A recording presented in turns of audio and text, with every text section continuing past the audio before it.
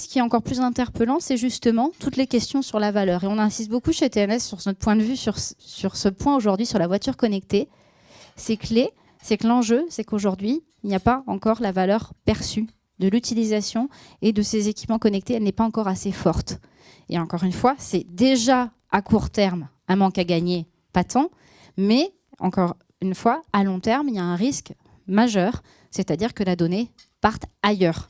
Et ça, évidemment, ça a des enjeux pour plein de raisons, mais en particulier aussi, on échangeait avec certains d'entre vous avant, aussi sur la gestion de la relation client, qui est au cœur aussi des préoccupations de l'univers automobile.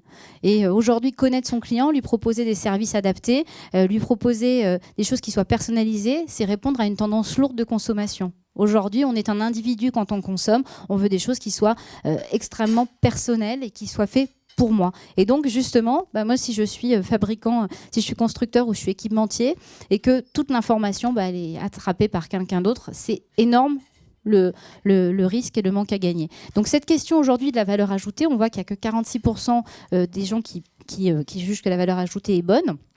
Aussi sur la competitiveness, donc la compétitivité de ces caractéristiques. Sur le rapport qualité-prix aussi, on n'a que 34%, donc c'est quand même assez sévèrement noté, le prix. Et puis on voit aussi la question de la privacy, donc de la liberté, de l'utilisation des données, du respect des données personnelles, qui est encore quelque chose qui a travaillé parce qu'il n'y en a que 36% qui le jugent bien fait.